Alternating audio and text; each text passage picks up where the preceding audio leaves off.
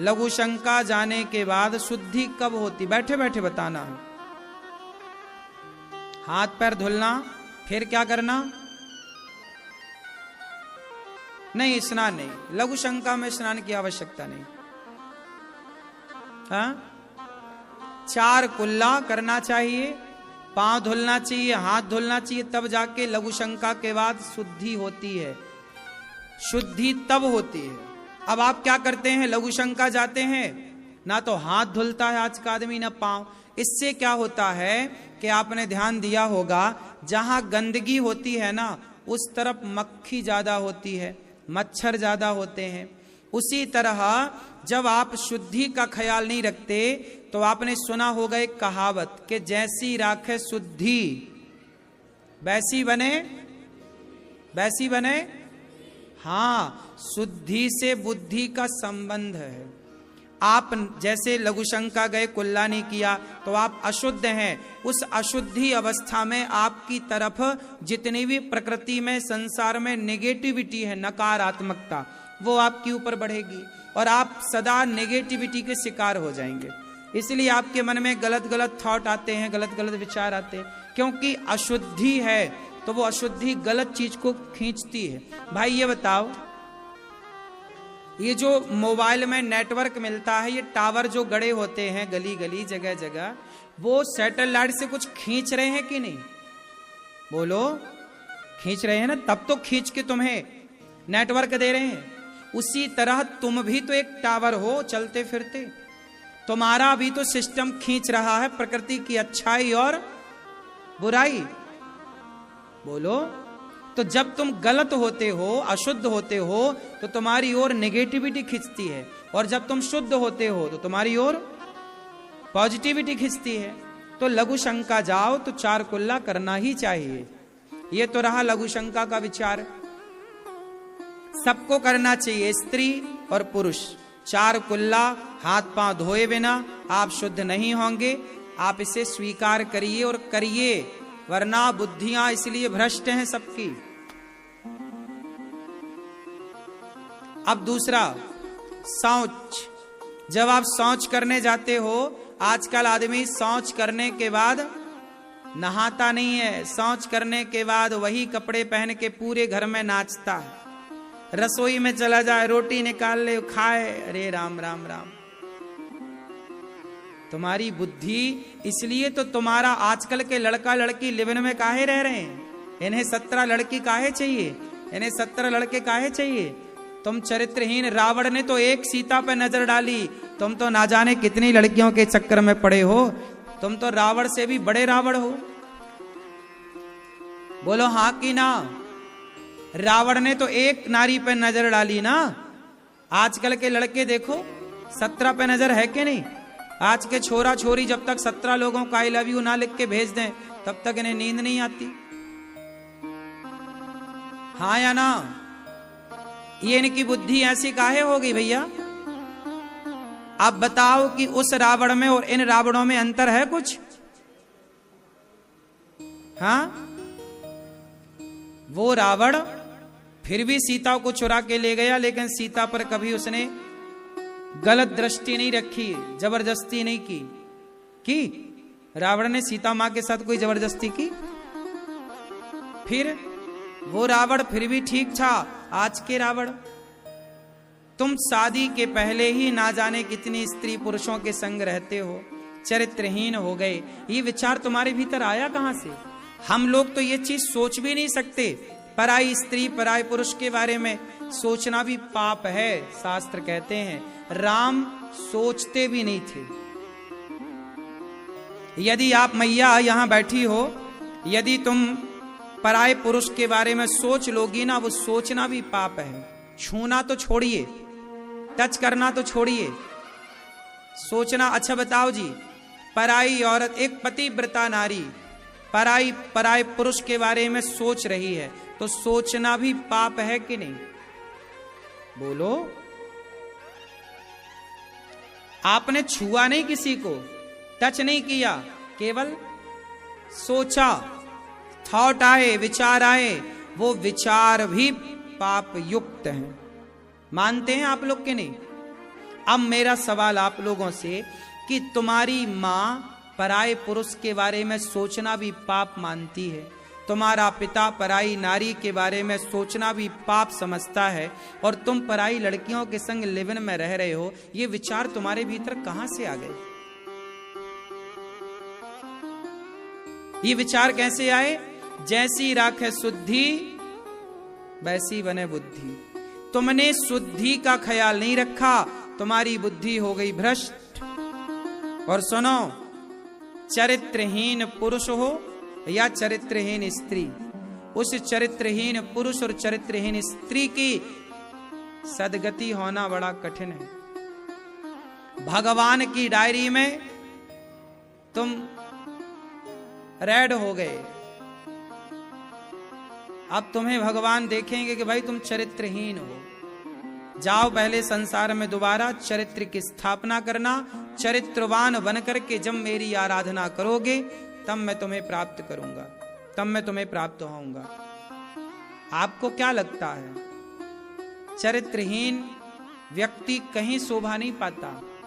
अब एक बात कहना चाहिए मुझे कि नहीं कहना चाहिए, लेकिन फिर भी हम आपको कह रहे हैं समझाने के लिए। अब बताइए, चरित्रहीन जो होती है स्त्री या पुरुष, पुरुष यदि चरित्रहीन हो जाए उसे जार पुरुष कहते हैं। अरे ये तो जार पुरुष है। और स्त्री चरित्रहीन हो जाए उसे वैश्या कहते हैं। सामान्य भाषा में बोलो, वैश्या कहते कि नहीं? तो जो स्त्री शादी के पहले नाना प्रकार के पुरुषों से संबंध रखे, जिसे आप लिव-इन कहते हैं, वो लिव-इन नहीं है बेटा, हमारी भाषा में वो वैश्यालय है। क्या है भैया बताओ? वैश्यालय। तुम वैश्या बन गई एक प्रकार की, तो तुम पढ़ने गई थी बेटा कि वैश्या बनने गई थी? ये बताओ। आज का समाज वैश्या बन रहा है और अपने आप को बहुत बुद्धिजीवी मान रहा है। इसलिए इन विचारों से तुम्हारी सदगति ना होगी, इन विचारों से इस देश का निर्माण ना होगा। इस देश को बनाने वाले जितने थे चरित्रवान लोग हैं, चरित्रवान लोगों ने योगदान दिया। रानी पद्मावती, क्या जरूरत थी जौहर करने की? खिलजी आया था, परोस देती अपने आप को। नहीं मरूंगी यार, कौन जले, एक भाप लग जाए रोटी की तो आदमी के फफोले पड़ जाते हैं। कितना कष्ट होता है जलने में। क्यों जी, आप जरा एक चिनगारी छुबाओ हमें पीड़ा कितनी होती है। हम आपको छुबाएं, आपको पीड़ा कितनी होती है। तो खिलजी आया था, परोस देती अपने आप को खिलजी के आगे, लेकिन नहीं, उन्होंने मरना उचित समझा, जौहर करना उचित समझा, आग में जलना उचित समझा, लेकिन अपने आप को पराये पुरुष के आगे परोसना उचित नहीं समझा। यह है भारत का चरित्र। ऐसे चरित्रवान लोग इस देश में थे। अब जरा उनकी तुलना आज की छोरियों से कर लो, कहां पद्मावती बची? अब आजकल के तो लोग 1000-2000 में ही अपने आप को परोसने को तैयार है। आजकल बड़े बड़े कॉलेज में, बड़े बड़े शहरों में जो लड़कियां और लड़के पढ़ने जाते हैं ना, तो लड़कियों के खर्चे होते हैं ज्यादा लड़कों के। तो लड़कियां माँ बाप से पैसा कितना मंगाएं, तो माँ बाप के पैसे से काम गुजारा होता नहीं है। उन्हें बड़ा मोबाइल, बड़ा सिस्टम चाहिए, तो किसी न किसी लड़के को सेट कर लेती हैं। तू मोबाइल दिला दे, तू ये दिला दे, तू ये दिला दे। इस चक्कर में वो अपने आप को पैसे के लिए परोसती रहती हैं पराये पुरुषों के आगे। बोलो हाँ, आजकल पढ़ाई कम चल रही है, ये परोसना ज्यादा चल रहा है। ये बात सही है कि गलत है? बोलो।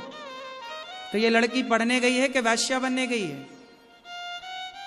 और इस वैश्या बनने वाली लड़कियों को, इन्हें जरा भी शर्म भी नहीं है कि हम क्या कर रहे हैं, चरित्र को पैसे से बेच रहे हैं।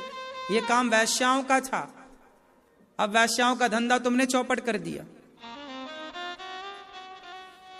वैश्याओं के पेट में लात मार दिया, तुम बन गई। तुम पढ़ाई शिक्षा हमें चरित्रहीन नहीं बनाती बेटा। राम पढ़े तो क्या बने? चरित्रवान। राम चरित्र मानस लिखी गई, राम चरित्र सुनवे को रसिया, राम लखन सीता मन। हाँ, राम पढ़े तो चरित्रवान बने, विवेकानंद पढ़े तो चरित्रवान बने, झांसी की रानी पढ़ी तो चरित्रवान बनी। तुमने ऐसा क्या पढ़ लिया कि तुम पढ़ गए तो तुम वैश्या बन गए? आग लगे तुम्हारी ऐसी पढ़ाई में जो पढ़ाई तुम्हें वैश्या बनाए। क्यों ऐसा भगवान ना पढ़ाए कि देखो पढ़ाई लिखाई आपको वैश्या बना दे। इसलिए पढ़ना बुरा नहीं है बेटा, जो अपने आप को परोस देना है सबके आगे, ये सिस्टम गलत है। चरित्रवान बनो। चरित्रवान व्यक्ति सब प्रकार से पवित्र होता है। विचारों से पवित्र बनिए। शारीरिक पवित्रता नहाने धोने से होती है बेटा, पर विचारों की पवित्रता सत्संग से होती है। विचारों की पवित्रता सत्संग के पहले शुद्धि बनेगी तो सत्संग की बुद्धि बनेगी। सत्संग में भी अच्छी बुद्धि वाला जाएगा, बुरी बुद्धि वाला काहे जाएगा? अब वैश्याएं यहां क्यों आएंगी? वैश्याओं का यहां क्या काम? आज के छोरा छोरियों को, आज की युवा पीढ़ी को कथाएं अच्छी क्यों नहीं लगती? क्योंकि वैश्याओं को थोड़ी सत्संग अच्छा लगता है। ये सत्संग तो साधकों के लिए है। आप साधक हैं तो सत्संग अच्छा लगेगा। आपका नेचर ही गलत है, आपका आचार विचार ही गलत है, तो आपके लिए काहे का सत्संग? बात सही है कि गलत है? इसलिए लघु शंका जाओ तो 4 कुल्ला करो और शौच करने के बाद नहाओ। पूरा नहा चुके हो और दूसरी बार शौच करने गए तो कपड़े उतार कर जाओ। थोड़े से कपड़े पहन के जाओ, जितना कपड़ा पहना सारा गीला करो और अर्ध स्नान करो। नाभि से नीचे के अंग को पूरा गीला करो, उसे अर्ध स्नान कहते हैं। शौच करने के बाद नहाने की परंपरा है, पूरा ना नहाओ तो अर्ध स्नान करो। जो कपड़े पहन के शौच करने गए वो सारे कपड़े गीले होने चाहिए, क्योंकि कपड़े भी अशुद्ध होते हैं, नहीं होते? उन्हें गीला करो या कपड़े उतार के जाओ। आधे कपड़े, कम कपड़े पहन के वॉशरूम में जाओ, नहाओ धो। इसलिए ये 2 चीजें शौच की परंपरा है। शौच पवित्र हो, शौचाचार बोलते हैं इसे सामान्य भाषा में। अब सोचिए, ये बातें बताने की नहीं थी, लेकिन बताना पड़ रहा है, क्योंकि ये भी आज नष्ट हो गई चीजें। लोगों को अक्ल नहीं है। पहले के लोग धोती कुर्ता लगाते थे, आजकल के लोग पैंट शर्ट पहनते हैं। तुम्हें पता ही नहीं चला।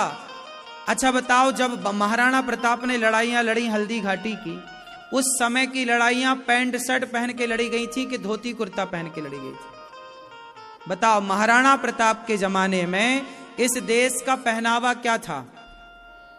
बोलो बोलो। धोती कुर्ता पहनावा था। तो ये पैंट शर्ट तुमने अंग्रेजों से तो सीखा है। सोचिए, अंग्रेजों के चक्कर में तुमने भारतीय पहनावा तक छोड़ दिया। उस पहनावे में तुम बैठ के लघु शंका करते थे, इस पहनावे में तुम बैलों टाइप के हो गए हो। हाँ या ना? क्यों दादाजी, सही है? पहले की माता अनपढ़ थी। सुनो, पहले तुम्हारी माता अनपढ़ थी। अनपढ़ माताएं पहले होती थी, तो अनपढ़ माताओं से शिवाजी और महाराणा प्रताप और झांसी की रानी और दुर्गावती जैसी बेटियां, स्वामी विवेकानंद, चैतन्य महाप्रभु जैसे महापुरुष अनपढ़ माताओं से होते थे, क्योंकि वो माएं थी, संस्कारी थी। संस्कार से केवल अपने भीतर खून से नहीं सींचती थी तुम्हें, अपने संस्कारों से भी सिंचाई करती थी तुम्हारी 9 महीने और बाहर आने के बाद। तब तुम जाके रामकृष्ण परमहंस बनते थे, विवेकानंद बनते थे। महाराणा प्रताप, शिवाजी और झांसी की रानी तुलसीदास, सूरदास बनते थे। और आजकल की पढ़ी लिखी माताएं, आप देख लो कि आप में से कितने लोग विवेकानंद बन पाएंगे, कितने लोग झांसी की रानी बन पाएंगी, देख लो। इसलिए ये मत कहो कि पहले और आज में, अब महाराज जी आज को पहले बना रहे हो आप। अरे जो अच्छी चीजें थी, अच्छी चीजें हम क्यों गवाएं? क्यों भैया? आधुनिकता में जाना बुरा नहीं है बेटा, आधुनिक होना बुरा नहीं है, पर आधुनिकता के चक्कर में जो हमारी विरासत है, प्राचीनता है, क्या हम प्राचीनता को गवा दें? क्या अपने संस्कारों को गवा दें? हमारी तो पहचान ही ना वो संस्कार रहे हैं। हम आज की आधुनिकता, हम सैटेलाइट की बात करें, हम जाएं मंगल तक, हम जाएं चंद्र तक, हम बनाएं दुनिया में सबसे बड़े बड़े कामयाब आविष्कार करें, उपकरण बनाएं, सैटेलाइट बनाएं, हम ये नहीं कहते कि मत बनाओ, हम कहते हैं सब कुछ करो, आगे जाओ, पर अपने संस्कार संग लेकर चलो। कामयाबी का मतलब ये नहीं है बेटा कि तुम अपने संस्कार छोड़ दो, अपने आचार विचार छोड़ दो।